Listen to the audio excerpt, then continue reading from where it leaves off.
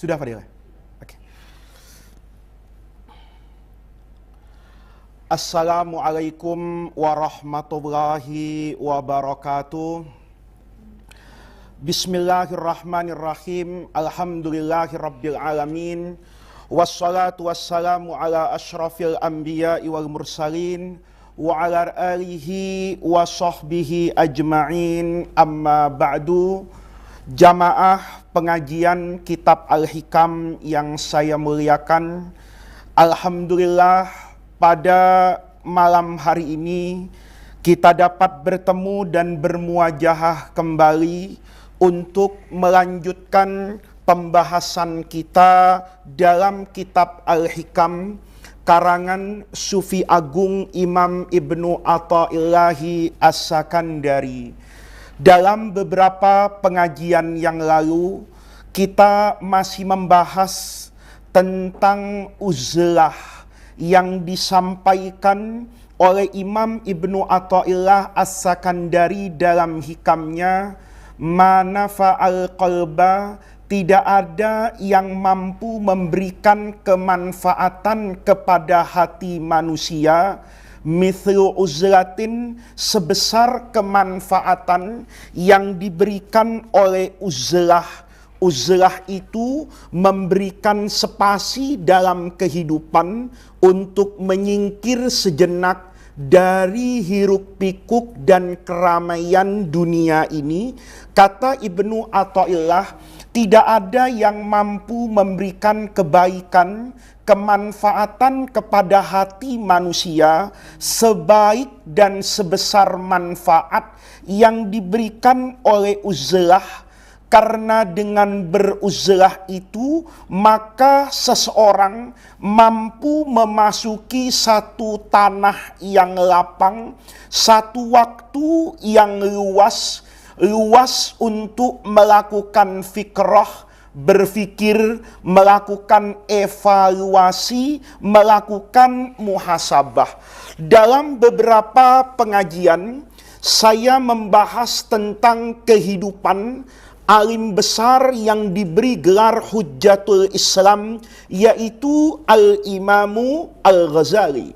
Imam Ghazali ini imam yang sangat istimewa di dunia pesantren, bukan saja di Indonesia, di majelis-majelis ilmu yang memanjang dari Maroko, ya, di ujung sana itu Maroko, negeri Maroko, sampai ke Merauke, perbatasan di ujung Papua itu, di mana negara dengan penduduk mayoritas kaum muslimin itu berada.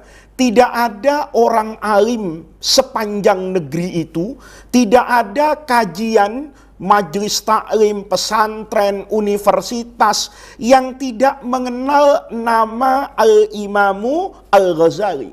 Tentu dari sekian banyak kitab yang beliau karang, itu yang paling terkenal adalah kitab Ihya Ulumuddin.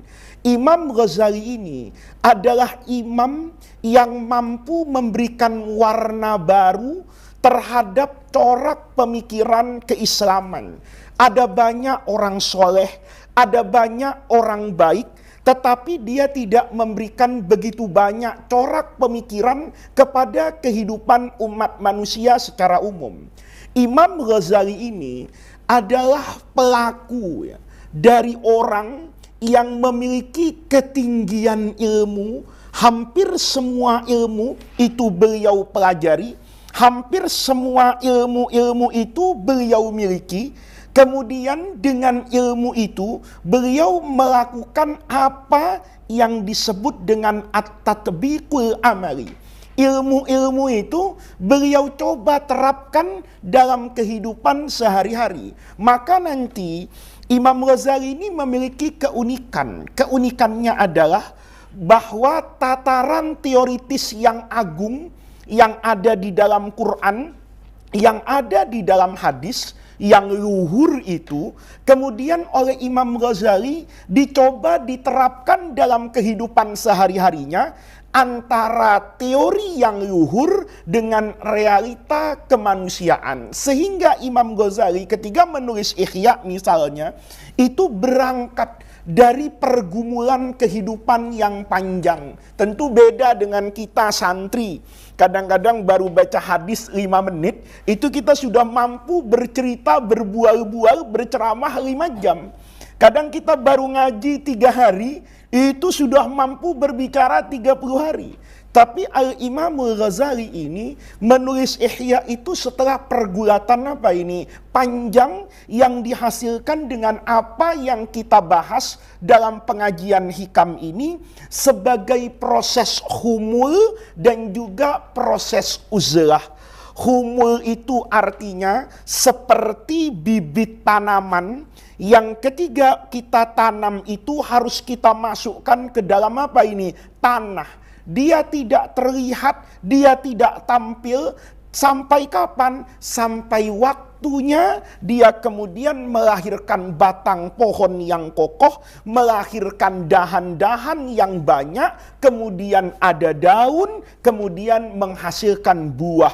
Tetapi melalui proses humul, menanam di tanah yang dalam, tidak terlihat dan tidak masyhur. Kemudian yang kedua adalah melakukan yang namanya uzlah, menyepi dari keramaian untuk kemudian melakukan evaluasi dan introspeksi. Saya sengaja beberapa pengajian ini kita dedikasikan untuk membaca, mengulang, mentakrir sejarah hidup Al-Imam Al-Ghazali. Sehingga nanti kalau ada orang berkata dan bertanya kepada saya atau kepada kita semua, mampukah orang hidup seperti itu? Saya katakan saya pasti tidak mampu. Tetapi teori yang agung yang kita baca dalam Quran, hadis, sejarah hidup Nabi, para sahabat, itu ternyata mampu dicontoh. Ternyata mampu diterapkan oleh seorang yang bernama Al-Imam Al-Ghazali. Maka kita lihat Imam Ghazali itu adalah seseorang dengan latar belakang ilmu yang luar biasa. Pada pengajian yang lalu saya sudah menceritakan bagaimana pujian gurunya Al-Imam Al-Haramain Abul Ma'ali Al-Juwaini itu yang memuji Imam Ghazali itu sebagai lautan yang tak bertepi, seperti ombak yang tidak habis-habisnya menghantam pantai. Ilmunya itu seolah-olah tidak ada batasannya karena begitu banyak dan begitu alim.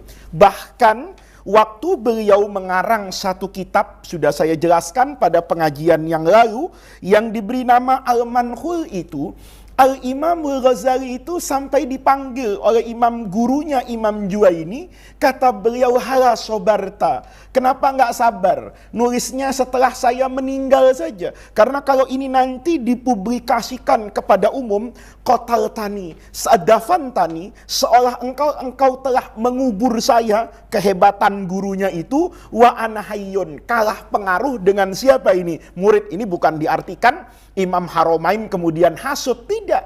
Ini sebagai bukti pengakuan seorang apa ini? Guru atas kehebatan dan kealiman muridnya. Maka kemudian seperti saya ceritakan itu, Imam Ghazali sampai pada puncak apanya ini? Karirnya, di puncak popularitasnya, di puncak kehebatannya, menjadi rektor, menjadi pemimpin dari madrasah. Madrasah itu sekolah resmi pertama. Kalau dulu orang ngaji itu kan di masjid. Imam Syafi'i, Imam Abu Hanifah, para ulama, para sahabat yang ngajinya di masjid. Ada sekolah seperti sekolah modern ini, itu yang awal-awal termasuk adalah Al-Madrasah An-Nizamiyah yang ada di Irak itu. Irak, kalau saya sebutkan Irak, itu di masa lalu itu mencakup Irak dengan Iran, bahkan memanjang sampai ke perbatasan Afghanistan hari ini. Itu dulu disebut dengan Ardul Al-Iraq. Imam Ghazali itu luar biasa. Di puncak popularitasnya itulah kemudian beliau mendapatkan gejolak spiritual di dalam apa ini? Hatinya. Apa hatinya berkata? Itu yang kemudian kemarin sudah kita bahas. Lahatu ahwali, kata Imam Ghazali, itu penting banget. Kita ini sering baca orang lain sampai nggak sempat baca dirinya sendiri. Kita sering menghitung aib dan kekurangan orang lain, tapi lupa untuk melakukan muhasabatu an-nafsi. Sebagai guru, kita sering membaca murid, tapi lupa untuk membaca dirinya sendiri. Sebagai seorang guru, kita sering mengajarkan murid, kita sering menasehati murid, kita sering menasehati masyarakat, tetapi kita kadang-kadang lupa untuk menasehati diri sendiri. Maka kata Imam Ghazali, saya pada puncak popularitas itu sampai pada masa di mana saya melihat hidup saya ini apa? Fa'idha ana munghamisun fil alaik. Saya ini tenggelam dalam banyak ikatan dan kepentingan. Keterpautan hati kepada jabatan, keterpautan hati kepada gaji yang besar, keterpautan hati kepada kemasyhuran dan popularitas. Kata Imam Ghazali, kalau seperti ini berbahaya sekali. Karena ternyata pekerjaan saya yang kelihatannya soleh, yang kelihatannya baik, itu ternyata tujuannya bukan untuk Allah, tapi tujuannya untuk memenuhi syahwat duniawi saya. Ini kan jarang ya orang itu kemudian melakukan introspeksi diri seperti ini saat dia ada di puncak kemasyhurannya. Bahasa yang gampang para pemirsa sekalian, Imam Ghazali itu sampai pada satu masa di mana beliau khawatir betul. Kenapa solehnya, kenapa baiknya, kenapa ilmunya kok jadi duit? Kalau Ustadz Syarif sama Ustadz Fadli itu pinternya jadi duit, insya Allah sama dengan saya, seneng gitu. Ya, kalau ngajar hebat, kemudian pulang dari pengajian sama pengurus masjid dikasih apa itu? Amplop yang apa ini? Yang besar, itu seneng luar biasa. Ya, model ustadz kotor akhir zaman kayak saya ini, itu kadang-kadang seperti itu. Imam Ghazali ini sampai pada satu masa beliau merenung, kok ilmu saya jadi duitnya, kok solehnya saya jadi popularitas. Karena beliau khawatir kalau seperti itu dan dinikmati, beliau takut bahwa nanti di akhirat itu tidak ada lagi balasan dari Allah Subhanahu wa Ta'ala, karena sudah dipenuhi balasan itu di dunia. Kalau dia tenggelam, dalam bahasa beliau dalam kitab Al-Munqidh Minadh Dhalal, munghamisun fil alaik. Beliau tenggelam, jatuh larut dalam keterkaitan ikatan hati duniawi. Beliau khawatir, kayak Quran bilang, wa minan nasi may yaqulu rabbana atina fid dunya hasanah. Ada orang yang berdoa itu di dunia itu, ya Rabbana atina fid dunya hasanah, selesai sampai situ. Ya Allah, berikan saya kebaikan apa ini di dunia. Maka Allah tidak akan kasih itu kebaikan nanti di akhirat, karena sudah dilunasi di mana itu? Di dunia. Ada orang tentu yang seperti doa yang kita panjatkan, Rabbana atina fid dunya hasanah wa fil akhirati hasanah. Maka Imam Ghazali itu khawatir betul, kalau seperti ini, solehnya saya jadi duit, solehnya saya jadi pangkat, solehnya saya jadi popularitas. Apa-apaan ini? Ternyata bukan karena Allah, itu luar biasa itu ya. Dulu ada cerita waliyun min auliyaillah di Indonesia, kayak Hamid itu nangis di Pasuruan dulu. Saya diceritakan oleh ayah saya. Jadi beliau keluar dari tempat rumah beliau untuk sholat berjamaah. Di jalan itu ketemu orang sarungnya bagus, Syarif. Ya, kayak saya ketemu kamu lah, ya. Tahu-tahu saya lihat sarungnya Syarif bagus, sarungnya Habib Umar ini bagus misalnya. Terdetik saja dalam hati saya, ya Allah, bagus betul itu sarungnya Ustadz Syarif itu. Bagus betul sarungnya Habib Umar itu. Pulang dari masjid, ada tamu datang. Bawa apa itu? Sarung 5 kodi Habib Umar, bayangin. Kalau kamu mungkin ketawa, ya Allah, alhamdulillah, Allah menjawab doa-doa saya. Kata beliau, ya Allah, kok keinginan saya itu jadi dunia ya? kok keinginan saya jadi apa ini? Dunia. Nah ini banyak dialami orang yang betul-betul alim, orang yang betul-betul mencari wusul kepada Allah Subhanahu wa Ta'ala. Ada sufi agung di Irak, ya, Imam Ahmad bin Ali Ar-Rifai. Jadi kalau nanti ya hadirin santri-santri Darul Rahman ya ke Mesir atau ke Arab pernah dengar thariqah namanya Tarekat Ar-Rifaiyah. Itu adalah tarekat imam besar sufi Ahmad bin Ali Ar-Rifai. Itu dikatakan guru ya dan muara dari semua tarekat sufi yang ada. Ini orang nggak main-main ya, orang besar. Itu beliau kalau lihat santrinya, jadi kalau beliau ngaji, itu santrinya banyak sekali ngepung beliau ya. Jadi beliau duduk di tengah. Itu santrinya itu rebutan untuk datang di dekat siapa ini? Beliau. Jumlahnya banyak. Orang besar, alim besar ada di Irak. Apa yang terjadi anak-anak? Para hadirin sekalian. Beliau berkata itu dalam manakibnya. Kata beliau, kalian murid-murid saya itu lebih bagus dari saya di pengajian ini. Ini kan bertentangan dengan kebiasaan. Kebiasaan orang pasti mengatakan guru lebih bagus dari apa ini? Murid. Pengajian itu kan yang dilihat bukan muridnya, tapi yang dilihat siapa itu? Yang ngajar. Ada tabligh akbar kan yang dilihat bukan yang hadir, yang dilihat siapa yang ngasih apa itu? Ceramah. Ada orang baca maulid, kan yang dilihat siapa yang baca maulid? Keindahan suaranya. Kan tidak lihat yang jamaahnya. Kata Imam Ar-Rifai radhiyallahu anhu, ini penting ya untuk kita lakukan muhasabah pada diri kita sendiri. Kata beliau, murid-muridku, kalian ini lebih baik dari saya. Muridnya bertanya, wa kaifa dzaka ya Maulana? Bagaimana guru kok bisa murid lebih bagus daripada guru? Apa kata Imam Ar-Rifai? Ini boleh dicatat ini buat santri Darul Rahman nanti ya. Kalau sudah jadi ustadz dan boleh dicatat untuk kita semua. Apa kata Imam Ar-Rifai?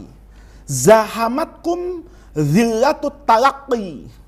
Zahamatkum zillatu at-talaqqi. Wa akhadhatni sakratut ta'lim. Ini kata-kata yang saya ingat betul dari guru saya mungkin lebih 20 tahun yang lalu. Ya, cuman belum sempat saya sampaikan dalam beberapa pengajian. Kata Imam Ar-Rifai, kalian tuh lebih bagus karena zahamatkum zillatu at-ta'lim. Kalian itu apa ya? Ziham itu apa ya? Berjejal-jejal. Kalian itu mau berjejal-jejal, kalian itu mau berkumpul ramai di depan aku, ya, kayak orang Sunda itu bilang ngariung, ya, berkumpul di bawah kakinya siapa ini? Guru. Apa yang menyebabkan kalian berkumpul itu? Zillatut talaqi. Zillah itu kehinaan. Kehinaan at-talaqi berguru. Ya, talaqi itu berguru langsung. Kata Imam Ar-Rifai, kalian tuh lebih bagus dari saya. Karena kalian duduk di kaki saya itu dengan sifat tawadu. Karena kalian duduk di depan saya, duduk di kaki saya, kata sang guru, itu zillatut talaqi. Untuk rendah hati kepada guru, di mana kalian murid itu menimba ilmu. Sementara saya duduk di sini nih, di kursi yang lebih tinggi, ada mejanya, kemudian dilihat oleh begitu banyak orang, wa akhadatni. Sementara aku mengajar itu, kadang-kadang diseret dan didorong oleh sakratut taklimi. Sakron, apa sakron tuh? Mabuk. Tahu mabuk? Mabuk popularitas. Mabuk kebanggaan menjadi seorang guru yang terlihat lebih tinggi, lebih pintar, lebih alim dari siapa ini? Muridnya. Coba, kalau kita pikir-pikir, benar sekali kata Imam Ar-Rifai. Saya dengan Fadli, kelihatannya hari ini dengan Habib Umar Alatas nih, kelihatannya kan tinggian saya.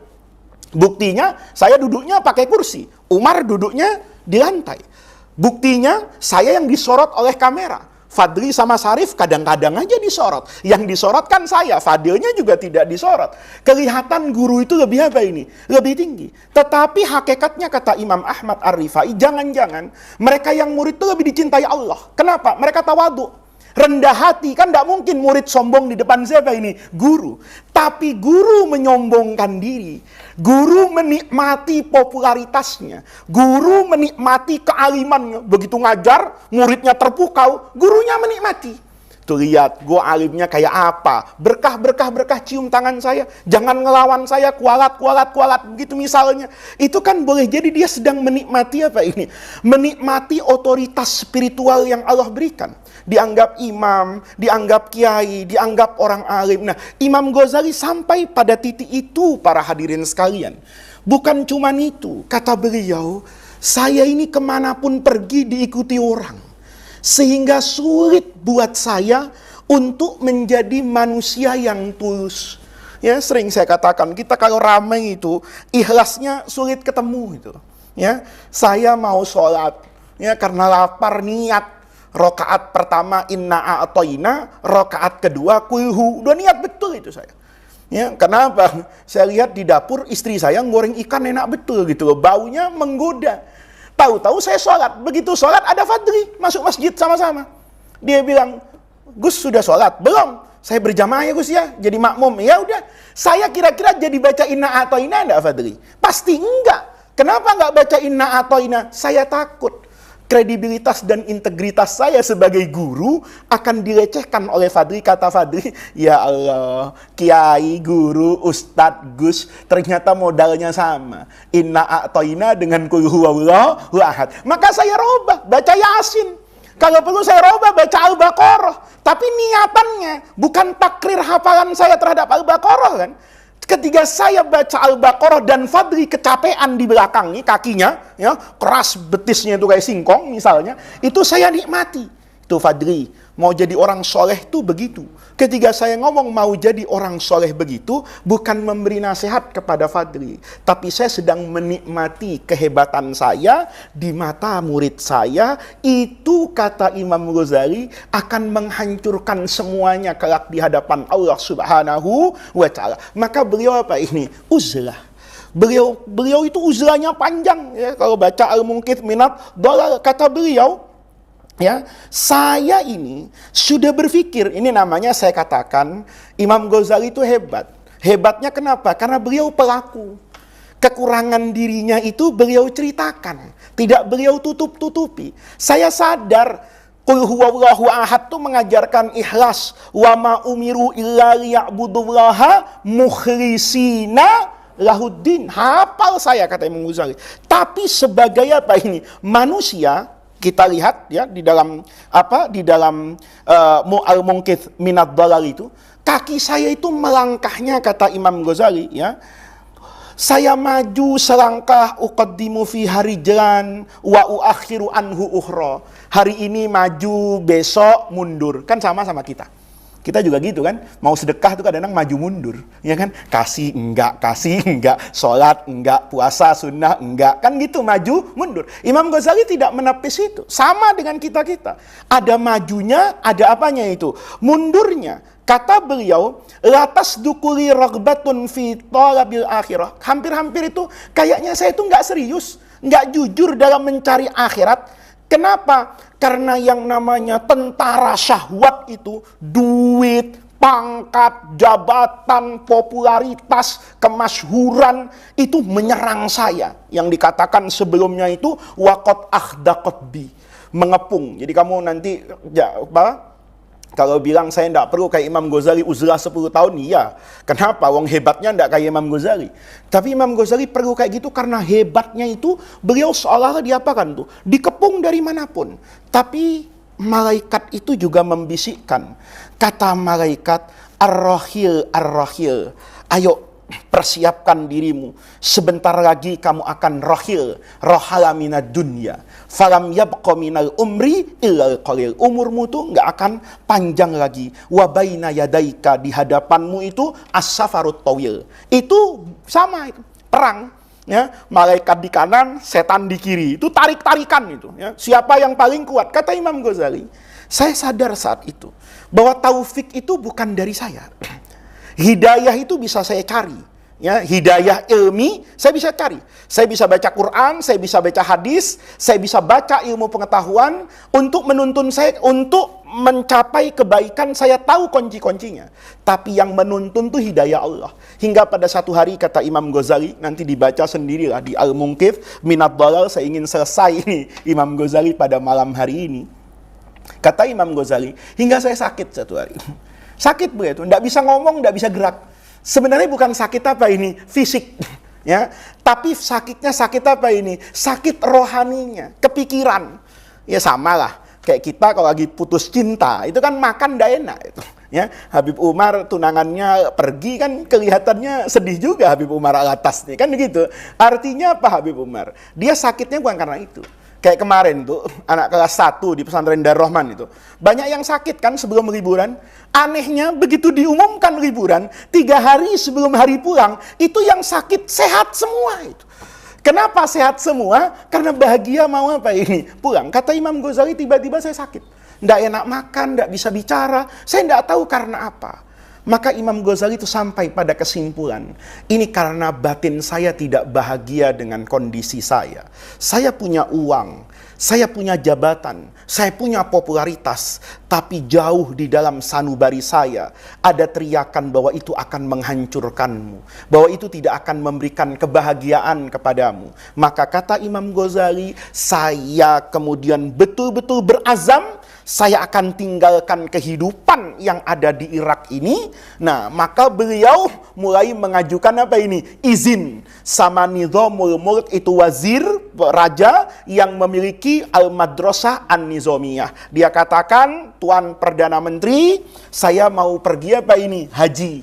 Karena alasan yang paling mudah itu pergi haji.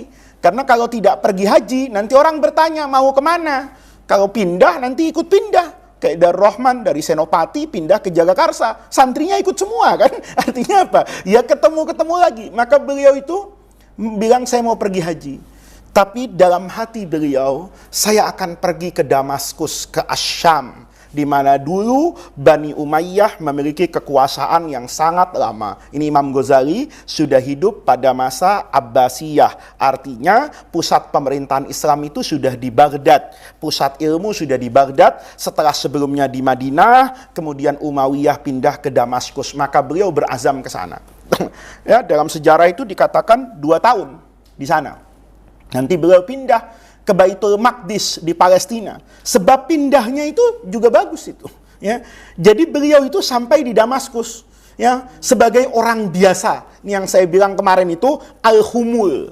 Nggak ada orang yang apa ini, yang kenal. Karena zaman itu belum ada WhatsApp, belum ada Facebook, ya, belum ada YouTube. Jadi ada orang kenal nama tapi nggak tahu muka. Kenal namanya, syuhrohnya, popularitasnya kenal, tapi orangnya nggak tahu. Imam Ghazali kemudian menikmati betul itu sebagai orang yang khamil, yang tidak terkenal lah. Di situ beliau munajat, riyadhah, melatih diri, ya, menempa diri untuk belajar ikhlas, untuk belajar tulus. Karena hari itu beliau menjadi dirinya sendiri. Kalau kemarin kan bukan menjadi dirinya sendiri, ada gelar imam, ada gelar Hujjatul Islam, ada gelar orang soleh, ada gelar orang hebat, sehingga beliau tidak menjadi dirinya sendiri. Hari itu di Damaskus, beliau menjadi dirinya sendiri. Tapi kemudian beliau pindah, itu dalam kisah guru saya cerita. Karena kemudian ada halakoh, majelis di masjid itu, di Masjid Bani Umayyah itu, Al-Jami' Al-Umawi itu, tempat Imam Ghazali uzlah di situ. Gurunya ngajar fikih, ustadz di situ. Tiap hari yang dijadikan dalil itu Imam Ghazali. Ya. Jadi beliau ngajar, qala Ghazali, qala, kata Imam Ghazali, gawat ini. Ya, Ghazali nanti, ya, misalnya tersebut nanti muridnya tanya, misalnya nanya, ini guru dari tadi nyebut Imam Ghazali, yang mana sih orangnya? Oh, di Irak, ciri-cirinya ini, kata Imam. Saya khawatir, dengar itu saya menikmati. Paham, menikmati. Padahal nikmatnya itu, riyaknya itu udah untuk dirinya sendiri, nggak untuk orang lain. Misalnya, beliau ngaji nih, ya, kayak kamu ngaji di sini, Ya, kemudian saya tidak tahu misalnya Habib Umar ini orang alim, dia polos saja begini dengan kepolosannya di depan saya. Saya bilang, saya dapat ilmu ini dari Habib Umar bin Abdurrahman Al-Attas misalnya. Kata Umar, itu kan gua. Itu kan saya, kata Umar. Nah, ketika ngomong itu kan saya, Umarnya tuh menikmati. Oh, iya, ternyata saya alim ya. Ternyata saya dikagumi orang. Kata Imam Ghazali, saya ini harus betul-betul menyepi yang tidak ada orang tahu. Kenapa? Karena penyakitnya parah. Bukan penyakit dalam dirinya Imam Ghazali, tapi keadaan masyarakat yang terlalu mengagung-agungkan Imam Ghazali. Maka Imam Ghazali pindah ke Baitul Maqdis. Disinilah para hadirin sekalian yang ingin saya sampaikan, puncak dari kisah Imam Ghazali itu di sini. Apa puncak cerita dari Imam Ghazali ini? Beliau nulis Ihya. Nanti santri-santri yang setelah belajar di Darul Rahman mungkin bisa beli kitab Minhajul Abidin, itu yang berbicara semuanya tentang akhlak, tasawuf, kebersihan hati. Itu adalah buah karya Imam Ghazali pasca beliau melakukan uzlah dan humul yang panjang. Riwayat mengatakan 10 tahun, riwayat yang lain mengatakan 11 tahun. Jadi itu betul-betul dicuci. Imam Ghazali itu mencuci segala-galanya, ya. Begitu mencuci segala-galanya, nanti Anda semua para hadirin silahkan buka Ihya. Nggak usah jauh-jauh lah, di Kitabul Ilmi.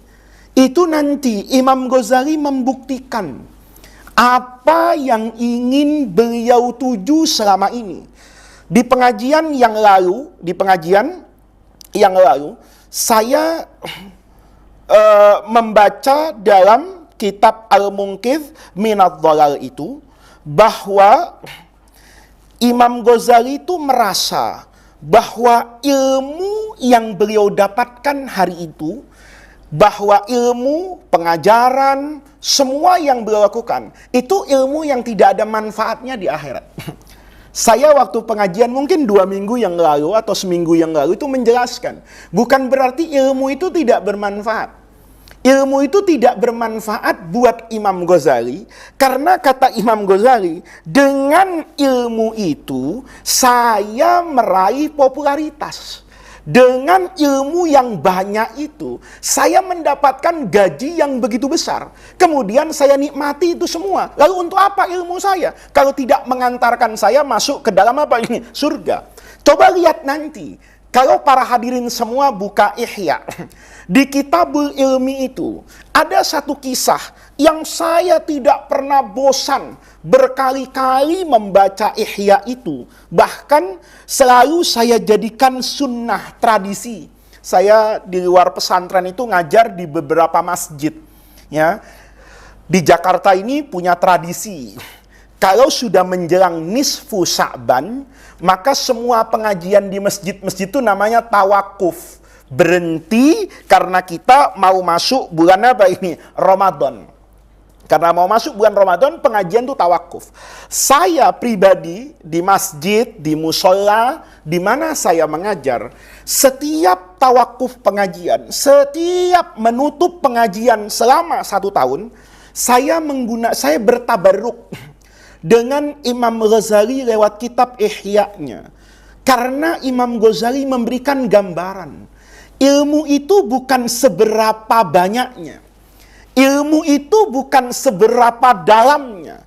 Ilmu itu bukan setebal kitabnya. Ilmu itu bukan sehebat apa gurunya.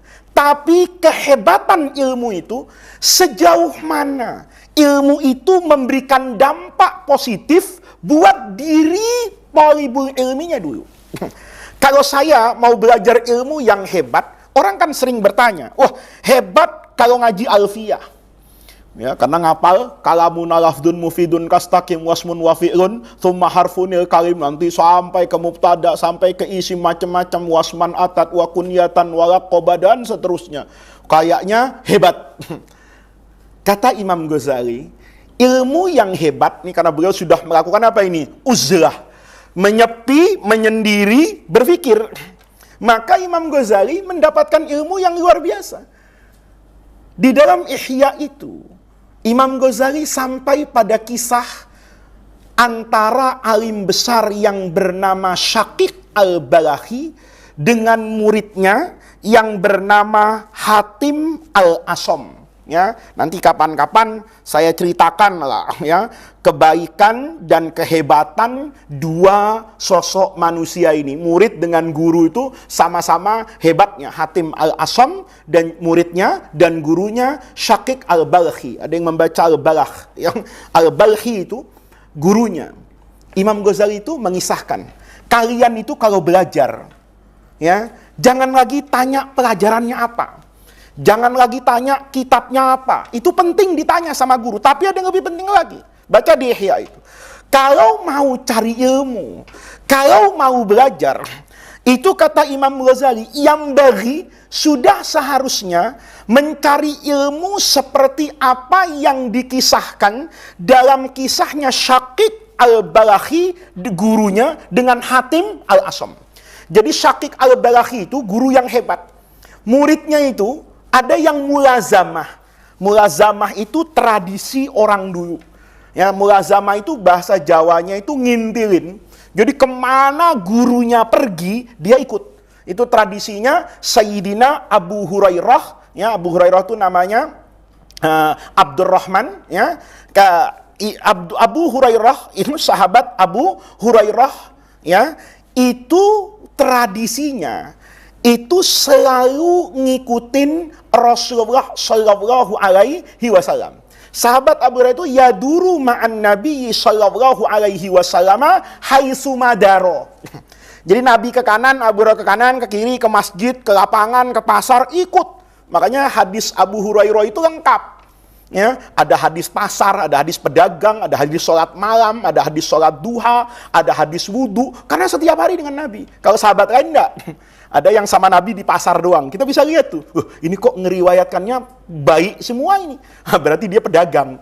Karena setiap hari nanya sama Nabi soal apa ini? Perdagangan. Ini kok sewa menyewa? Oh ternyata juragan kontrakan di Madinah. Misalnya begitu. Abu Hurairah karena yadur ma'an Nabi haitsuma daro. Itu dilakukan oleh Hatim al-Asam. Yaduru ma ustadihi wa yulazimuhu. Mulazamah terus. Maka satu hari Syaqiq itu tersadar, dikisahkan sama Imam Ghazali ini di Ihya. Kata Imam Ghazali, kata gurunya Syaqiq al-Balakhi itu, ya Hatim, wahai muridku Hatim, mundzukam sahibtani. Kamu tuh ngaji sama saya sudah berapa lama ya? Kayak nggak terasa. Ya. Dijawab sama Hatim al-Asam itu, dia bilang, guru, saya ngaji sama guru itu mundu salasa wa salasina sanah. Ngajinya berapa tahun tuh? 33 tahun. Hitung deh. Kalau sekolah formal itu sudah dapat gelar mungkin profesor itu. Ya, katakan sekarang PAUD setahun, TK-nya 2 tahun, kan 3 tahun. SD-nya 6 tahun, berarti 9 tahun. Kemudian SMP dengan SMA, Sanawiyah Aliyah 6 tahun. 9 tambah 6, berarti 15 tahun. Habis itu S1 4 tahun. Kan berarti 19 tahun. Katakan S2 sampai doktor 5 tahun. Atau 6 tahun lah, sudah anggap 6 tahun. Berarti baru 24 tahun. Ngajar di kampus lah 5 tahun. Sampai dapat gelar guru apa ini? Besar. Itu Anda bayangin. Anda untuk dapat gelar doktor mungkin akan selesai dalam waktu 20 atau 23 tahun dari TK dulu dihitung. Itu selesai bisa dapat gelar doktor. Ini 33 tahun. Kan berarti luar biasa nih. Apa ada santri di Darul Rahman yang mau ngaji 33 tahun? Ya, kalau Habib Umar nih ngaji dengan saya 33 tahun. Dulu masuk umur berapa, Mar? 12 ya. Tambah 33 kan tamat nanti umur 45 tahun. Mana ada yang mau? Kata Umar, wah lari semua calon istri saya nih. Kan begitu. Ya, ini salasa wa salasina sana. Maka Syaqiq al-Balakhi itu kaget. Kata gurunya, subhanallah, 33 tahun kamu ngaji sama saya. Iya guru, 33 tahun nggak sadar ya. Dia 33 tahun. Sekarang tahun berapa? 2021. 33 tahun yang lalu. Itu kan berarti tahun 88. Ya subhanallah. 1988. Itu saya masih kelas 5 di Darul Rahman. Yang bisa dibayangin itu ya, lamanya seperti apa? Ngaji dia. Ya, saya masih ingat betul kejadian tahun 88 itu kayak apa kondisinya. Itulah Hatim duduk di kakinya Syakik Al-Bari. Maka gurunya tanya, kalau gitu, setelah kamu ngaji dengan saya 33 tahun, dapat apa? Coba bayangin. Ngaji 33 tahun, dapat apa? Bayangan orang. Kan dapat ilmu satu kapal perang. Iya kan? Kan bayangan orang dapat ilmu satu gudang itu. Satu mall itu. Kenapa? 33 tahun, bayangin. Kita kalau belajar benar saja di Darul Rahman 6 tahun, Masya Allah. Bawa Fathul Qorib, bawa Fathul Mu'in, bawa Bajuri, bawa I'anatul Talibin, bawa Riyadus Shalihin, belum bawa matematika, bawa bahasa Inggris, itu dibawa semua. Itu cuma 6 tahun. Ini 33 tahun, kamu dapat apa? Kata Hatim Al-Asam polos. Saya cuma dapat 8 pelajaran guru dari guru. Syakik Al-Barahinya itu refleks banget. Ngomong, inna lillahi wa inna ilaihi raji'un. Zahaba umri ma'aka wa ma ta'lamta minni illa thamaniya masaila. Bisa bayangin tuh. Kata gurunya, inna lillahi. Iya kan? Murid apa ini? 33 tahun cuma dapat 8 perkara. Ayo kita hitung kalau pakai nahu deh. Ya, kalau kita belajar nahu, itu yang pertama kali kan kita bicara yang namanya jumlah. Jumlah itu ada jumlah ismiyah, ada jumlah fi'liyah. Ya, karena jumlah itu ada yang ismiyah dan ada yang fi'liyah, maka kita belajar tuh yang kedua, ada namanya isim, ada namanya fi'il. Karena isim kadang-kadang butuh juga dengan harfun, ya, kayak misalnya Muhammadun fil fasli, kan nggak bisa Muhammadun faslun, pasti butuh Muhammadun fil fasli. Fi'il juga gitu, kayak zahaba Muhammadun ilal madrasati. Kita belajar tuh, isim itu apa, fi'il itu apa, harf itu apa. Kan begitu. Habis itu pelajaran yang ketiga, kita belajar al-jumlatu al-ismiyah. Itu pelajaran yang ketiga. Masih ingat kan dulu di kelas berapa itu ya? Iya, lama banget tuh. Fadil udah lupa, jangan-jangan kan itu pelajaran dasar nahu. Yang ketiga itu jumlah ismiyah dengan jumlah fi'liyah. Kemudian pelajaran keempat jumlah ismiyah. Itu tatarakabu min mubtada'in wa khobar. Maka kita belajar dulu namanya mubtada dan khobar. Itu pelajaran yang keempat. Pelajaran yang kelima, kita belajar yang namanya awamil yang bisa merubah i'rabnya mubtada dengan apa ini? Khobar. Belajar pelajaran kelima itu kana wa akhawatuha. Muhammadun naimun jadi kana Muhammadun naiman. Itu pelajaran kelima. Pelajaran keenam masih ingat? Inna wa akhawatuha. Inna Muhammadan naimun. Kan begitu perubahannya. Itu pelajaran keberapa itu? Keenam. Habis itu kita belajar apa lagi itu? Belajar jumlah fi'liyah. Nih bayangin. Jumlah fi'liyah itu ada fi'il, ada fa'il. Pelajaran yang ke-8 baru belajar fi'il madi. Oh, bisa bayangin? Ya, baru sampai fi'il madi itu 33 tahun.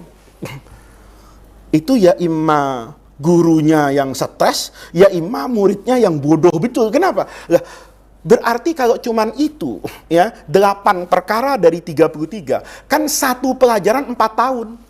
Ayo, Syarif ini kan guru di Darul Rahman. Mau kamu ngajar mubtada khobar itu 4 tahun? Ya, 4 tahun tuh cuma dapat mubtada khobar. Ini luar biasa, para hadirin sekalian. Imam Ghazali ingin mengatakan, yang saya dapatkan setelah saya uzlah, itu berbeda dengan sebelum yang saya dapatkan sebelum saya melakukan muhasabah kepada diri saya. Di masa lalu saya melihat ilmu itu hebat dari banyaknya. Ilmu hebat itu saya pakai perdebatan dan mengalahkan semua orang. Ternyata ilmu yang dibutuhkan itu seperti yang Hatim ngaji sama Syakik.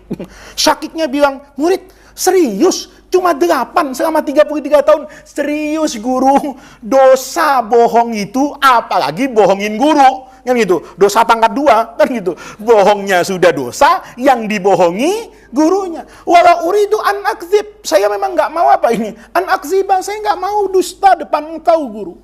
Kata Syakik, ya sudahlah, saya ini juga penting nih buat guru-guru nih. Kalau ada murid ya, jawab, kamu paham apa? Paham cuma 2 dalam waktu yang panjang. Kalau muridnya malas, boleh dimarahin.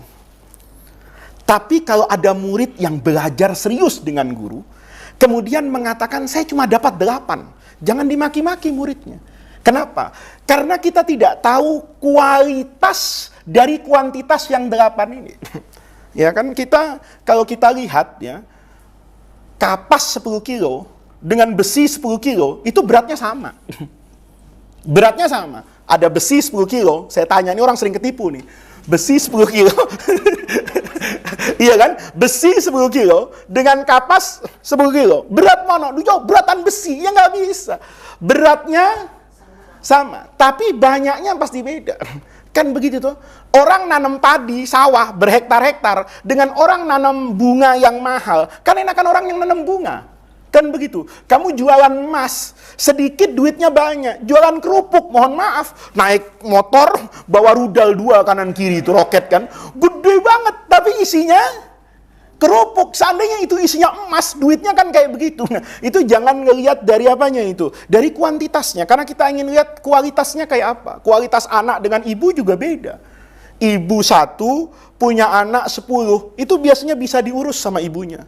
Tapi anak 10 belum tentu loh bisa ngurus ibunya nanti di masa tua yang 1 orang. Itu jangan kemudian kita menyamakan hal itu. Maka Syakik itu guru yang alim dan guru yang mengerti betul. Ini guru murid saya Hatim ini, hidup dengan saya ini 33 tahun, selamanya baik.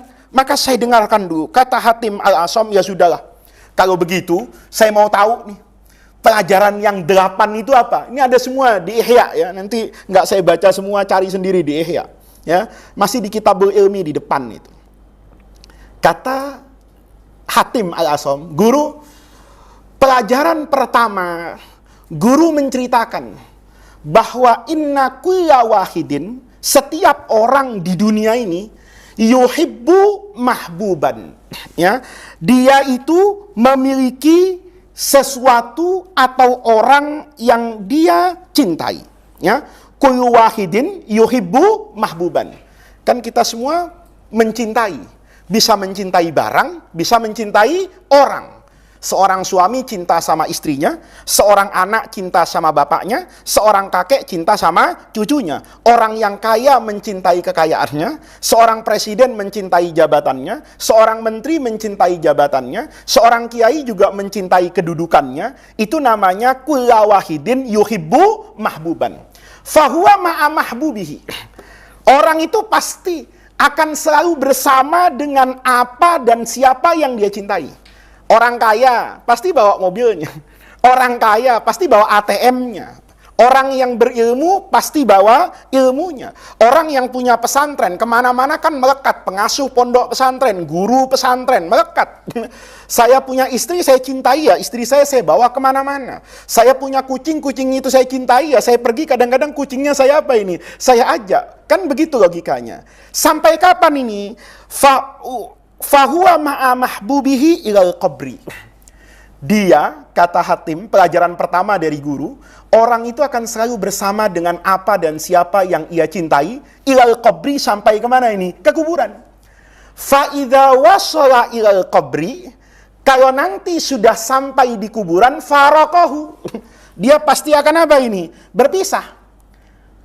Ini pelajaran pertama. Karena itu istimbatnya, ini kan setiap ilmu harus ada apa ini? Kesimpulannya. Saya belajar dari guru, kata guru, semua orang tuh memiliki apa dan siapa yang dia cintai. Dan dia akan selalu bersama dengan apa dan siapa yang ia cintai, sampai nanti masuk ke liang kubur. Kalau sudah masuk ke liang kubur, faraqahu. Mobilnya pulang, rumahnya nggak dibawa, ya, suami istri yang janji, seia sekata sehidup, semati, suaminya masuk liang kubur, istrinya tidak mau ikut. Istrinya masuk liang kubur, suaminya tidak mau ikut. Anak dengan bapak, kakek dengan cucu, sampai di kuburan saja. Maka semuanya akan berpisah dengan apa dan siapa yang dia cintai. Maka guru, pelajaran pertama yang saya ambil dari guru, faja'altul hasanat. Saya jadikan amal soleh, amal kebajikan itu mahbubi, kekasih saya. Saya punya uang, Saya cinta betul. Saya ingin jadikan kekasih yang setia ikut masuk ke liang kubur. Maka uang itu saya gunakan sebagai amal soleh. Saya masukkan ke masjid, saya sumbang ke pesantren, saya kasih ke anak yatim, saya bantu al-mustad'afin. Saya diangkat menjadi presiden, menjadi menteri, menjadi gubernur, menjadi bupati, menjadi camat. Maka saya gunakan jabatan itu untuk kebaikan saya kelak di akhirat. Saya bagikan kekayaan negara ini secara adil. Saya jalankan roda pemerintahan ini dengan penuh amanah, yang benar saya katakan benar, yang baik saya katakan baik, yang bisa saya berikan kepada rakyat saya berikan, ya, itu semua saya lakukan dengan amanah. Kata Hatim, fa idza dakhaltul qabra, supaya nanti kalau saya masuk kuburan, dakhala ma'iya mahbubi, kekasih saya ikut apa ini? Ikut masuk. Kata Syakik Al-Balahi, sodakta. Benar. Ini yang luar biasa. Benar. Kata Imam Ghazali, Pak Imam Ghazali ketika nulis itu pasti terbayang. Iya ya. Saya untuk apa mencintai jabatan? Kalau dengan jabatan itu saya menjadi serakah akan popularitas. Kalau dengan jabatan saya di Madrasah An-Nizamiyah, gelar imam yang saya sandang membuat saya sombong, selalu menyalahkan orang lain dan tidak pernah melakukan introspeksi pada diri saya, untuk apa ilmu yang saya miliki. Ini kan nggak pernah kita belajar kayak begitu. Ya, ini kalau kita baca, nanti dibaca di Ihya, itu menarik itu, ya. Kata Hatim nih, ilmu kata Syakik, sodakta bener. Kalau gitu ilmu apa lagi yang kamu dapatkan dari 8 ini? Maka Hatim nih, kita ambil 2 saja, ya, nggak tabarukan dengan Ihya malam hari ini. Maka Hatim Al-Asam cerita lagi, ilmu yang kedua guru mengajarkan bahwa semua manusia di dunia ini, kullu wahidin minhum, setiap orang di dunia ini, ma'ahu syai'un, dia pasti memiliki sesuatu, lahu qimatun, yang berharga. Kita kan punya sesuatu yang berharga. Fadli itu punya sorban. Sorban itu ada harganya. Karena kamu sorbanan, kalau kamu masuk ke daerah lain yang orang tidak kenal, kamu pasti disangka kiai, Fadli. Ya, coba aja Fadli kalau mau jadi kiai terkenal itu mudah kok, ya. Fadli aja Sarif, Fadil, Umar misalnya, atau semua yang hadir DR Media ini kasih baju koko yang rapi, ya, kasih sarung, Fadli datang ke maulid, ya, maulid yang gede di Kuitang kayak, ya, misalnya Fadli suruh pakai apa ini? Baju kayak bajunya ulama, ya. Pakai baju kayak bajunya ulama. Saya yakin derajatnya Fadli itu diangkat. Yang angkat apa? Bajunya. Ya kan? Yang angkat apa? Bajunya. Karena bajunya keren, Masya Allah. Kan begitu. Fadli misalnya jadi orang kaya. Begitu Darrohman bikin acara maulid Nabi, nyumbangnya paling gede. Fadli bilang sama saya, Gus, ini ada uang buat maulid 50 juta. Fadli sudah alumni. Nanti Fadli datang, pasti saya sambut. Kenapa? Nyumbang 50 juta. Ya, Sarip nyumbang 5.000, nggak saya sambut. Kenapa? 5.000 doang, kan begitu. Manusia biasa begitu. Setiap orang itu lahu syai'un. Dia pasti ma'ahu syai'un, lahu qimatun, yang memiliki apa ini? Qimah, harga wa miqdar. Ya, rafa'ahu wa hafidahu. Nanti sesuatu itu, ya, akan mengangkat derajatnya dan akan menjaganya. Fadli punya mobil, ya, jalan. Kan nggak kehujanan, menjaga dari hujan. Sarif nggak punya mobil, naik motor, ada hujan, kehujanan. Sarif punya pesawat, ya, begitu kemana-mana cepat betul. Fadli kemana-mana nggak cepat. Kenapa? Nggak punya sesuatu yang qimah, rafa'ahu wa hafidahu. Nih, ini pelajaran diantaranya. Tsumma nazartu ila qaulillahi azza wa jalla. Kemudian saya kan belajar sama guru, ngaji tafsir dulu. Kata siapa ini? Hatim Al-Asam. Guru cerita itu, Allah Subhanahu wa ta'ala berfirman di surah An-Nahl, ma indakum yanfat wa ma indallahi baqin. Apa yang ada di tanganmu habis, tapi apa yang kau serahkan kepada Allah maka bakin akan kekal abadi. Punya duit 100 ribu nih, ya, kita pakai sekedar makan-makan, senang-senangan, gak ada niat ibadah, ya habis uangnya. Tapi yang 100 ribu itu saya berikan sajadah untuk imam di masjid, maka amal jariah itu berjalan panjang sampai kelak nanti masuk ke dalam apa ini? Surga. Apa kata Hatim Al-Asom? Semenjak saya dengar firman Allah itu, saya ngaji dari guru, maka semenjak itu saya kalau punya apa-apa yang berharga, kalau saya punya sesuatu, syai'un lahu qimatun wa miqdar, maka saya serahkan itu kepada Allah supaya Allah menjaga itu kekal abadi di sisinya sampai saya bertemu di dalam surga.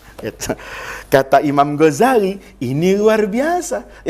Untuk apa kata Imam Ghazali? Membangga-banggakan mantik, membangga-banggakan filsafat, membangga-banggakan usul fikih, membangga-banggakan fikih, kalau pada akhirnya hanya sebatas bangga-banggaan, hanya sebatas popularitas. Maka setelah dapat ilmu yang model kayak begini, ya kalau saya ceritain banyak sekali. Ya, di Ihya itu ada ajaibul qalbi, ya. Oh, nanti amar ma'ruf nahi mungkar. Itu Imam Ghazali kasih nasihat luar biasa. Dulu Imam Ghazali merasa setiap berkhutbah itu pasti nasihat. Nanti Anda baca saja itu di Kitabul Amri bil Ma'ruf wan Nahyi 'anil Munkar dalam Ihya itu. Kata Imam Ghazali, ada bedanya antara nasihah dengan fadihah. Nasihat dengan fadihah. Fadihah itu membuka aib orang, mempermalukan orang. Kata Imam Ghazali, an-nasihah itu kalau disampaikan dari orang ke orang secara berdua-duaan, empat mata, tidak ada yang ngelihat, itu namanya nasihat. Tapi menasihati orang tertentu di muka umum, itu namanya fadihah. Dan itu tidak kalah mungkar dengan kemungkaran yang dilakukan oleh orang yang melakukan kemungkaran. Itu luar biasa. Misalnya, saya nauzubillah misalnya, makan sambil jalan, gandeng cewek. Fadli temu saya. Saya udah menyamar ini, udah melakukan kenakalan tuh di Banda Aceh atau di Papua. Udah gak ada yang kenal, nyamar saya. Apesnya, Fadli juga ke Aceh. Begitu sampai di Aceh, ya kata Fadli, subhanallah, ini guru saya sama cewek jalan minum es krim ketawa-ketawa. Kalau Fadli mau kasih nasihat saya, dia datangi saya. Maaf Gus, saya tadi ngelihat hal yang tidak pantas, saya tanya dulu, mohon maaf. Apa itu istrinya? Saya mungkin nggak tahu kan. Apa itu siapanya? Jangan main tuduh. Begitu, iya Fadli itu bukan istri saya, ya Allah Gus. Masa sih selingkuh kayak begitu kan nggak pantas. Sudahlah, ini yang tahu kan cuman saya. Mungkin Allah ngirim saya ke Aceh ini sebagai peringatan. Gus jangan nakal-nakal lagi. Misalnya Fadli ngomong kayak gitu. Itu namanya Fadli ngapain tuh? Nasihati saya. Tapi kalau dijadikan modal ceramah, begitu ngelihat saya punya aib, Fadli seneng nih, seneng banget. Alhamdulillah, pulang ke Jakarta dapat tema. Gitu. Kita ketiga ceramah di atas mimbar cerita itu. Ada orang, apalagi sampai sebut namanya Faiz, begitu. Dengan rasa kebahagiaan. Kata Fadli, habis lo besok popularitasnya. Kata Imam Ghazali, itu bukan nasihat. Itu hawa nafsu. Dan itu tidak kalah mungkar, tidak kalah jahat dengan kejahatan yang saya lakukan. Itu kenapa? Sudah uzlah, sudah sofa qalbunnya. Maka di sini nanti singkat cerita ya, Imam Ghazali di akhir hayatnya setelah ngarang Ihya macam-macam sekian 10 tahun itu, maka Imam Ghazali itu dibisikkan lah, diajak oleh banyak orang, ulama-ulama di kampungnya Imam Ghazali, murid-muridnya itu alahabi. Alaha itu maksa. Ya, ayolah balik ngajar. Ya, balik ngajar lagi kayak dulu. Di dalam riwayat tuh Imam Ghazali itu mimpi ketemu ulama, dimarahin sama ulama. Kata ulama, kamu kok uzlah ya? Nanti kan nggak ada yang bisa menikmati ilmumu. Kan ini kan namanya dilema. Ngajar takut riak, nggak ngajar takut kitmanul ilmi. Maka kenapa Imam Ghazali itu butuh uzlah itu? Karena kata Ibnu Athaillah itu ya dukhulu biha maidana fikrah. Dia bisa memikirkan yang jernih akan masa depannya. Maka setelah beliau bergulat dengan pergumulan panjang, ya, tasfiyah, tathir, sofa, menjernihkan, mensucikan hatinya, berusaha. Kata Imam Ghazali, sebagai manusia, saya tidak mungkin untuk hidup seperti ini. Bukankah manusia itu harus berinteraksi dengan sesamanya? Bukankah berjuang menyebarkan ilmu itu juga jihadun fi sabilillah? Maka Imam Ghazali balik. Begitu balik, ya ini saya ceritakan singkat-singkat saja. Pertama datang ke Nisapur, ke Baghdad, disuruh ngajar macam-macam lah. Akhirnya Imam Ghazali setelah setahun mengatakan, enggak lah, saya balik saja ke kampung. Kalau ada yang mau ngaji, biarlah ngaji sama saya di kampung. Karena kata Imam Ghazali, ini namanya win-win solution. Kalau saya ngaji di kampung, itu yang hadirkan tidak banyak. Tapi nanti saya harapkan mereka-mereka itu bisa menyebarkan ilmu saya. Tapi kalau saya balik ke Nisabur atau ke Baghdad lagi, maka saya nanti akan digoda dengan godaan yang sama. Saya khawatir fondasi yang saya bangun ini belum sekuat dengan seperti apa yang saya bayangkan. Kata Imam Ghazali, saya akan mengajar. Saya balik ke masa lalu. Maka ada orang mengatakan, balik juga, gitu kan? Balik juga. Maka dijawab, ini kita tutup pengajian kita dan cerita tentang uzlah ini dengan jawaban Imam Ghazali. Kata Imam Ghazali, ya, wa ana a'lamu anni wa in raja'tu ila nashril ilmi. Hari ini saya tahu betul, wa in raja'tu, sekalipun saya harus kembali ila nasril ilmi, jadi kiai lagi ini, ngajar lagi, fama raja'tu, pada hakikatnya saya tidak kembali. Fa innar ruju'a, karena yang namanya ar-ruju' kembali, itu audun, ya balik, ila makana, kepada keadaan semula, itu namanya kembali. Wa kuntu fiz zaman, saya dulu ansyurul ilma, menyampaikan dan menyebarkan ilmu, alladzi bihi, yang dengan ilmu tersebut yaksibul jaha, boleh, yuksabu al jahu, yuksabu, yang akan didapatkan al jah, popularitas, pangkat dan jabatan. Itu dulu. Kata siapa itu? Kata Imam Ghazali. Wa ad'u ilaihi biqauli wa amali. Bahkan saya dulu itu nyebarkan ilmu itu dengan pekerjaan saya, perilaku saya, dan perkataan saya. Ingin hebat, ingin dipuji orang. Ya. Wa kana dzalika qasdi wa niyati. Dahulu itulah qasdi, tujuan saya, wa niyati. Ammal ana, adapun sekarang, fa'ad'u ilal ilmi. Saya mengajak murid-murid saya ilal ilmi, untuk mengkaji ilmu. Alladzi bihi yutrakul jah, yang dengan ilmu itu justru orang bisa menghindari dari cinta akan duniawi, dari keinginan untuk populer, dari keinginan untuk mendapatkan balasan materi dari ilmu yang dia sampaikan, menjadi sofa kepada Allah Subhanahu wa ta'ala. Kata Imam Ghazali, wa ya'rifu, dan nanti ilmu itu wa ya'rifu, akan menjadi tahu bihi, dengan ilmu tersebut yang nyari itu, suku tarut batil jah, yang nggak ada harganya lah yang namanya popularitas itu kalau dibandingkan dengan apa yang Allah janjikan di dalam apa ini? Surga. Hadza huwal ana, inilah sekarang niyati wa qasdi, niat saya dan tujuan saya, bahkan wa umniyati, dan itu adalah cita-cita saya. Ya'lamullahu dzalika minni, itu kayak qasam, kayak sumpah. Ya'lamullah, mudah-mudahan Allah Maha tahu. Zalika, yang saya niatkan, minni, dalam hati saya. Wa ana abghi, lihat nih. Wa ana abghi, dan saya mencari hari ini, yang saya cari, yang saya tuju, an usliha nafsi, bagaimana saya bisa memperbaiki diri saya dulu. Wa ghairi, kemudian memperbaiki orang lain. Walakinni, dan saya hari ini, kata Imam Ghazali, u'minu, percaya betul, imana yakin, dengan kepercayaan yang mantap, annahu la haula wala quwata illa billahil aliyil azim, ya, kecuali dengan bantuan Allah Subhanahu wa ta'ala. Ini para hadirin sekalian, kisah tentang Al-Imam Al-Ghazali radhiyallahu anhu yang mampu menjadi teladan yang ilmunya barokah, namanya disebut dan selalu menjadi teladan sepanjang masa, itu tidak dihasilkan dengan pelajaran secara zahir semata, tetapi melalui pergulatan rohani yang panjang, meninggalkan popularitas, kedudukan dan jabatan yang diimpikan oleh semua orang. Dia tinggalkan dalam kurun waktu yang tidak sebentar, lebih dari 10 tahun. Itu semuanya membutuhkan jiwa yang besar. Makanya kata orang Arab tuh, idza kanatin nufusu kibaron ta'ibat fi muradiha al ajsamu. Ini pepatah bisa positif, bisa negatif. Idza kanatin nufusu kibaron.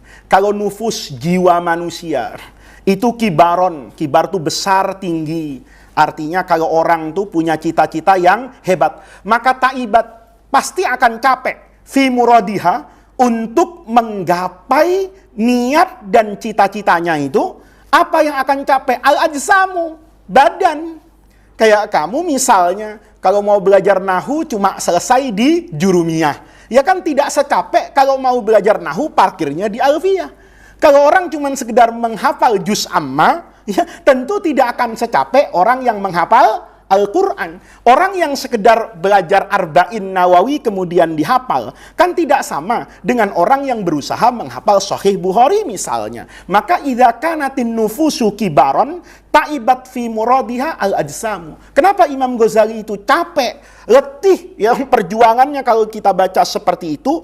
Karena ya niatnya itu besar, jiwanya ingin bersih min syawaibin nafsi, dari semua kotoran hawa nafsu. Maka para hadirin sekalian, jamaah pengajian hikam, musibah yang Allah berikan kepada kita berupa pandemi Covid ini, itu juga mengandung hikmah, di mana kita bisa melakukan uzlah, menyendiri dengan lebih tenang saat dalam kesendirian dan melihat alam semesta.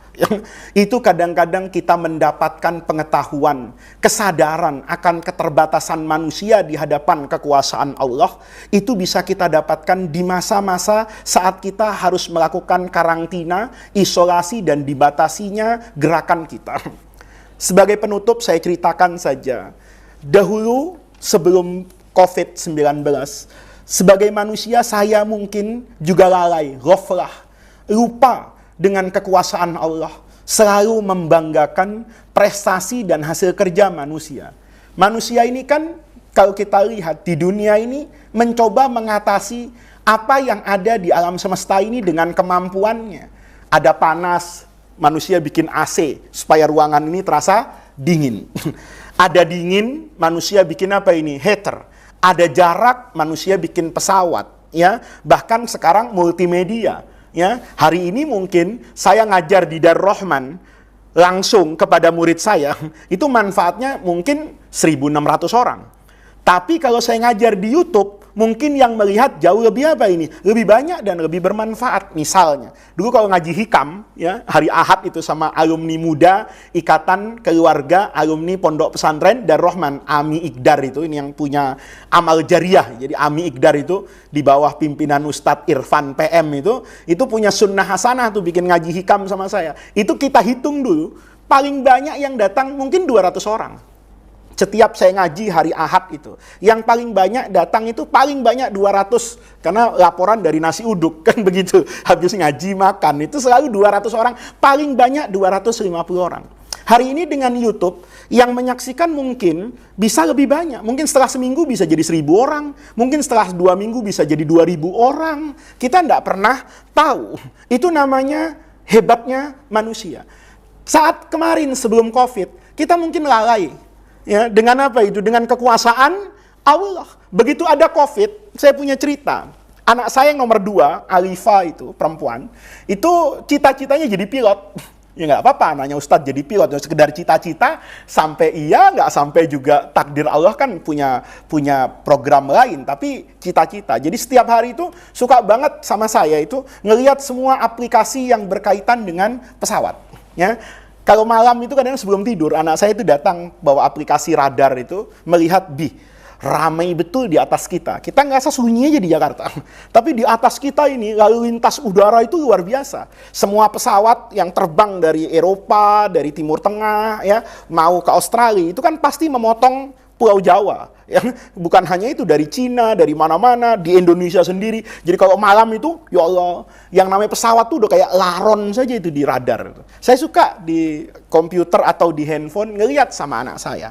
Kecanggihan anak saya, klik itu, ini pesawat besar, ini Airbus A380, keluaran pabrik Airbus yang paling baru di Perancis, bisa ngangkat orang sampai 800, kalau dibuat sekian kelas, cerita dia, ya, itu kamarnya ada showernya, ya kan, di macam-macam. Ini kemampuan jelajah terbangnya. Kemudian dia cerita lagi, ini produk Boeing yang paling baru, 787 Dreamliner itu, kata anak saya, itu sebagian pakai listrik, kayak kita ngecas baterai, sehingga dia terbangnya itu lebih efisien, bentuk sayapnya kayak gini. Anak saya cerita itu, bahwa kehebatan, padahal dia sendiri belum pernah terbang jauh kan, tapi dia cerita menguasai betul. Jadi kata dia, ini terbang bisa 19 jam, ya, pilotnya 2 set, nanti berganti di sana, ini pilot macam-macam lah, ya. Pembicaraan seperti itu. Ketika ada COVID-19, saya dengan anak saya itu sering termenung. Ya, sekarang sudah lumayan pulih. Ketika bulan Maret, April, Mei, itu langit Indonesia sepi. Pesawat-pesawat besar, produk kebanggaan Boeing dengan Airbus itu seperti hilang yang gede-gede. Yang tersisa itu tinggal yang apa itu? Yang kecil-kecil saja, yang kayak kita pakai Jakarta Surabaya ke Pekanbaru, yang mungkin isinya 200 orang, itu pun tidak akan penuh di dalam. Yang kecil-kecil aja. Saya berpikir kemana itu semua. Kemudian anak saya cerita bandara-bandara sepi, ada yang jadi tempat para wisata, ada yang makan di dalam pesawat karena pesawatnya butuh dihidupkan mesinnya. Itu semua dalam uzlah seperti itu. Saya kemudian berpikir, kemana kecanggihan akal manusia? Kemana produk teknologi yang membanggakan selama ini? Kok sampai hari ini belum bisa mengalahkan yang namanya apa itu? Pandemi COVID yang kecil sekali, yang Allah ciptakan, tetapi kemudian mampu merubah kehidupan. Saat uzlah, kita baru merasa seperti itu. Dalam kehidupan, ya, kita mungkin banyak bersyukur ketika kita bisa uzlah. Saya punya kisah pribadi misalnya, ketika pertama kali pemerintah menerapkan PSBB, dan Rahman itu baru libur dulu bulan Maret, ya. Pulang semua santri habis, saya setiap hari mondar-mandir dari rumah saya ke Pak Kiai. Sekedar menemani makan siang, makan malam, ya. Saya naik mobil itu. Ada pemandangan yang sebenarnya sering saya lihat, tetapi tidak membekas di dalam hati saya, kecuali saat kita terasa dalam uzlah keheningan ini. Saya lewat jam 1 siang, pertama kali dulu PSBB kan agak sepi di Jagakarsa. Tiba-tiba ada penjual daun di tepi jalan. Ya, ada anak kecil waktu itu mengangkat kue-kue untuk dijual. Ada bapak-bapak tua memikul ketupat jam 1 siang. Saya lihat, ya Allah, mereka itu sebetulnya bukan yang nggak takut sama COVID, tapi mereka tidak punya cara lain untuk mendapatkan rezeki hari itu, kecuali dengan tetap bekerja. Sampai di rumah saya pulang itu, masuk rumah, anak saya lagi ketawa-ketawa makan es krim itu. Saat itu saya seperti ditempeleng. Saya merasa fabi ayyi ala'i rabbikuma tukadziban. Hidup yang mungkin selama ini saya keluhkan, itu adalah kehidupan yang diimpikan oleh orang lain. Mobil selama ini saya mungkin mengeluh, kok mobil saya tidak sebagus mobilnya orang lain. Rumah saya tidak selebar rumahnya orang lain. Baju saya tidak semahal, jabatan saya tidak sementereng, ilmu saya tidak sebanyak. Itu menjadikan kita tidak mampu bersyukur kepada Allah. Tapi melihat itu semua, saya masuk dan melihat anak saya di masa itu bisa makan es krim tertawa. Saya merasa bersyukur kepada Allah bahwa hidup saya itu ternyata jauh lebih baik dari kehidupan banyak orang. Hidup yang kita keluhkan itu mungkin adalah kehidupan yang diimpikan oleh begitu banyak orang. Tetapi kalau kita tidak mampu melakukan uzlah, selalu ada dalam keramaian, sering kita tidak menyadari betapa besarnya karunia Allah Subhanahu wa ta'ala. Oleh karena itu, para hadirin sekalian yang dimuliakan oleh Allah Subhanahu wa ta'ala, mudah-mudahan kita semua setelah mengkaji kitab hikam ini mampu memberi jeda selalu bernapas dan memberi spasi dalam kehidupan ini untuk kemudian bertafakur. Sempatkan dalam keramaian, sempatkan dalam kesibukan, sempatkan dalam satu minggu untuk ada waktu yang khusus kita menyepi dan menyendiri, bisa menyendiri secara hati, bisa menyendiri secara hati dan juga jasmani, untuk kemudian melakukan evaluasi dan muhasabah seberapa besar nikmat yang sudah Allah berikan, seberapa lalai yang sudah kita lakukan kepada Allah Subhanahu wa taala dengan cara menyepi dan menyendiri dalam tempo tertentu yang saya sampaikan. Kata Ibnu Athaillah itu mithlu uzlatin, itu nakiroh. Nakiroh itu litaklil, bukan uzlah sepanjang masa, bukan uzlah menghabiskan begitu banyak waktu, tetapi banyak waktu itu tetap kita gunakan mengisi kewajiban yang harus kita kerjakan, tetapi di tengah kewajiban, di tengah kesibukan apapun, kita mampu memberikan jadwal tertentu. 1 jam dalam setiap minggu masa tidak bisa,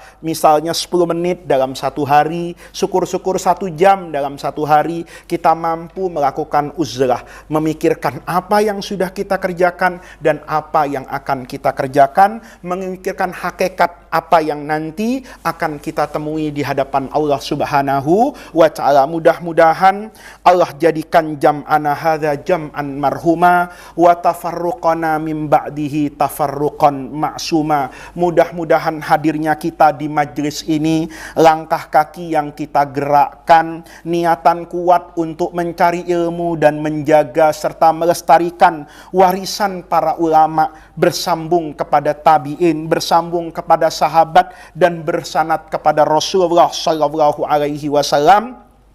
Allah catat sebagai wasilah dan tawassul kita untuk mendapatkan khairat dunia wal akhirah. Mudah-mudahan ketulusan hati kita, mudah-mudahan semua yang kita baca, semua yang kita lihat, semua yang kita dengar, semua yang kita lakukan di pondok pesantren Darur Rahman ini maupun di luar pondok pesantren Darur Rahman, mudah-mudahan semuanya menjadi kebaikan kita semua. Mudah-mudahan dengan itu Allah menjaga kita, menjaga kedua orang tua kita, menjaga keluarga kita, menjaga orang-orang yang kita cintai, menjaga orang-orang yang mencintai kita, menjaga orang-orang yang kita masuk ke dalam rumah mereka, dan menjaga mereka-mereka yang masuk ke rumah kita, menjaga guru-guru kita, menjaga pondok-pondok pesantren kita, termasuk wabil khusus pondok pesantren Darur Rahman.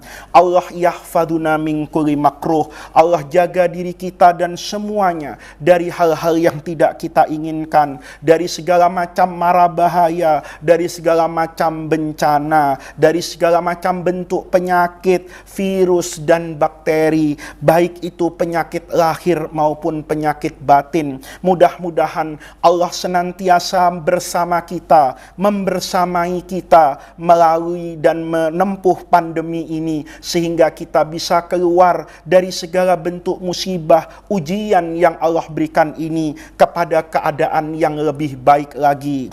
Ala hadhihin niyah wa ala kulli niyatin shalihah wa ila hadratin nabiyil mustafa Muhammadir Rasulillahi al-Fatihah. A'udzu billahi minasyaitonir rajim. Bismillahirrahmanirrahim. Alhamdulillahi rabbil alamin arrahmanir rahim maliki yaumiddin. Iyyaka na'budu wa iyyaka nasta'in. Ihdinas siratal mustaqim. Siratal ladzina an'amta 'alaihim ghairil maghdubi 'alaihim waladdallin. Amin. Allahumma bihaqqil Fatihah wa bisirril Fatihah wa bikaramatil Fatihah wa bimu'jizatil Fatihah wa bijahi man unzilat 'alaihil Fatihah. Ya farijal hammi ya kashifal ghammi ya man li abdihi yaghfir wa yarham. Allahumma inna nas'aluka wa natawajjahu ilaika bijahi nabiyyika Muhammadin sallallahu alaihi wasallam nabiyir rahmah. Ya Muhammad ya nabiyyir rahmah, inna tawajjahna bika ila rabbina lituqda hawaijuna birahmatika ya arhamar rahimin. Ya arhamar rahimina irhamna, ya arhamar rahimina irhamna, ya arhamar rahimina irhamna, ya arhamar rahimina irhamna ya arhamar rahimina irhamna ya arhamar rahimina irhamna ya arhamar rahimina irhamna rabbana atina min ladunka rahmah wa hayyi lana min amrina rasyada rabbana atina fid dunya hasanah wa fil akhirati hasanah wa qina adzabannar Allahumma la tahrimna khaira ma indaka li syarri ma indana subhana rabbika rabbil izzati amma yasifun wa salamun alal mursalina walhamdulillahi rabbil alamin. Kurang lebihnya saya mohon maaf. Assalamualaikum warahmatullahi wabarakatuh.